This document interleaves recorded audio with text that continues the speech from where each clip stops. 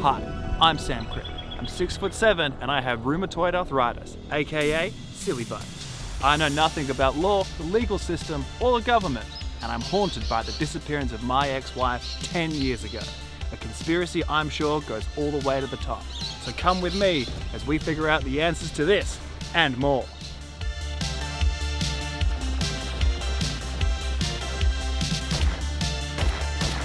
This is All in Order with Sam Cribb. Where are you, Sarah?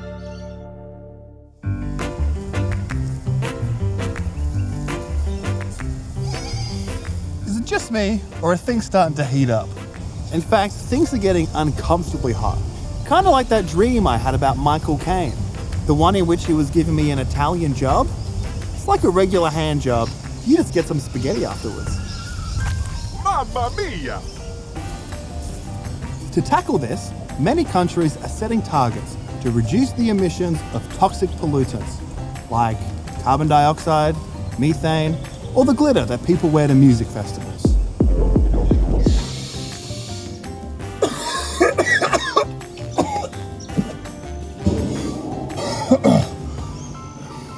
Earlier this year, Australia attended the G26 summit, represented by our Prime Minister, shepherd pie in a suit, Scott Morrison. The plan of which was to discuss emission targets with other world leaders. Even though, according to the Climate Council, Australia ranks last on a list of 31 wealthy developed countries in its emissions performance, Scott Morrison was yet to reveal a plan to reach net zero. Much like a kid doing his assignment the night before it's due, Scott Morrison whipped something together and then in classic Liberal fashion, forced it upon us and then blamed us when we didn't like it, delivering one of the most defining proposals of his career. The plan to deliver net zero, the Australian way. The Australian way in the sense that we'll half-ass it, in between cigarette breaks. Australia's current target is to reduce emissions by 26% of 2005 levels. That's 16 years old. Those targets are so old, even George Pell wouldn't pay attention to them. Hey, fun fact, all this, you can vape.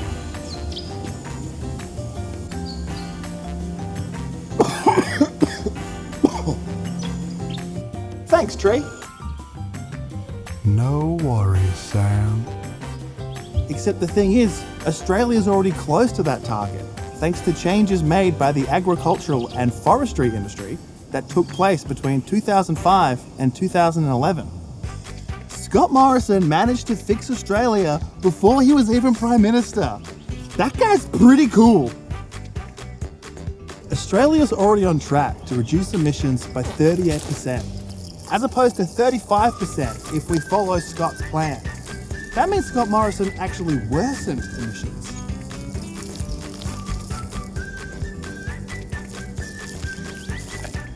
Everything this guy touches gets worse. What is he, a presenter for Triple J? Triple. Here's something sweeping the nation, it's preventable bushfires. The government assumes that technological innovations will help Australia reach net zero. But the crazy thing is, the technology we need already exists. Technology like renewable energy, electric vehicles, and green hydrogen. So what is Scott Morrison waiting for? Some magical solution that can single-handedly fix emissions, boost the economy, and pay for itself? But also it can't be from a woman? Sorry, Julia. I will not be lectured. The fact of the matter is, a carbon tax will be part of any effective emission solution, with carbon pricing being the most cost-effective measure to switch to low emission production. Now globally, 20% of emissions are subject to emissions tax or a carbon tax. But for some reason, Australians love to remember the carbon tax as a catastrophe, but not one of those catastrophes we celebrate, like Australia Day or Gallipoli. The government needs to stop propping up old industries and start investing in new infrastructure and economic diversification. That includes worker retraining and special programs. The technology and solutions are right in front of us. The current government just doesn't want to spend the money because that will reduce the impact and influence of outdated industries. I wish I could have seen what was right in front of me. It was you, Sarah. It's always been you.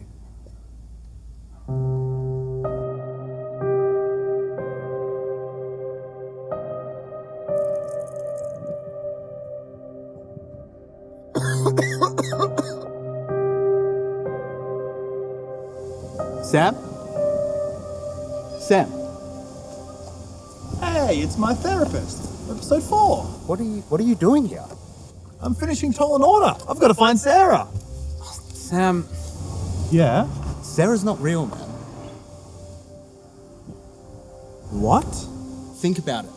You're no closer to finding her because she is you.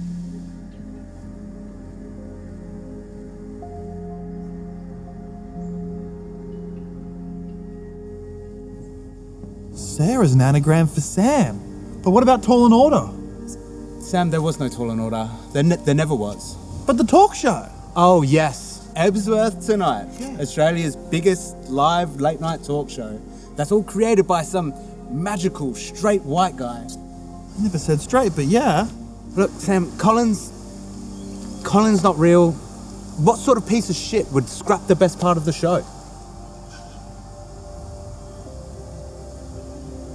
What do I do now? You do what any white guy does when he realizes he's not special. You get an air fryer, start a podcast. I don't know, man. Your last check bounced and Medicare only covers thinking about seeing a therapist nowadays, so there's nothing more I can really do.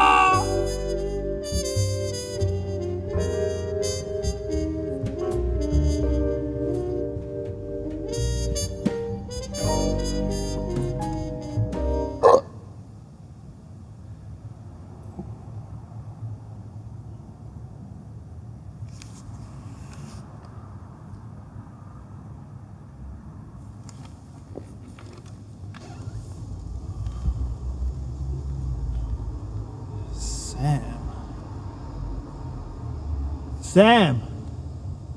Sam! You dropped your envelope!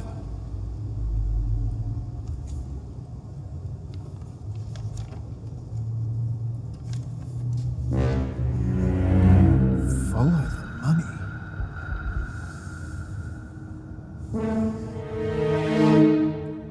Just the tip. Oh my God. Oh my God.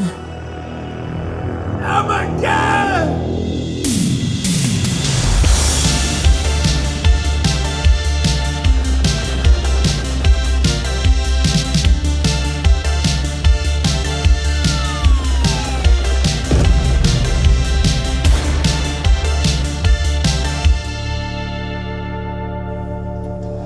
It's me. Yeah. I told him it was all in his head, just like you said. Yep. I love you too, Sarah.